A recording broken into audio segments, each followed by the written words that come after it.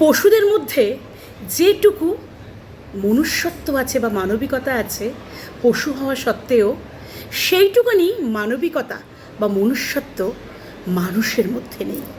দেখুন, আপনারা নিজেরাই দেখুন, মানুষ নিজের পরিবারেরই লোকের সোনা দানা সম্পত্তি জীবন যৌবন সব কিছু স্বার্থের জন্য শেষ করে দেয়, কিন্তু দেখুন এক পশু আরেক পশুকে নিজের মুখের খাবার এগিয়ে দিচ্ছে।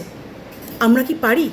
আমরা বেশিরভাগ মানুষই স্বার্থের জন্য, সুবিধার জন্য নিজের পরিবারের লোকের মুখের গ্রাস, সম্পত্তি, টাকা পয়সা সব কিছু আমরা কেড়ে নিয়ে নিই।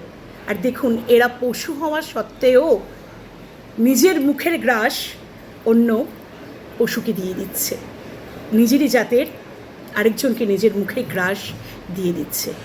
মানুষ হওয়া সত্ত্বেও আমাদের ভেতরে কিন্তু মানবিকতা ছিটে ফোটাও নেই। আমাদের হয়তো এবার পশুদের কাছ থেকেই শিখতে হবে যে মনুষ্যত্ব কাকে বলে, মানবিকতা কাকে বলে।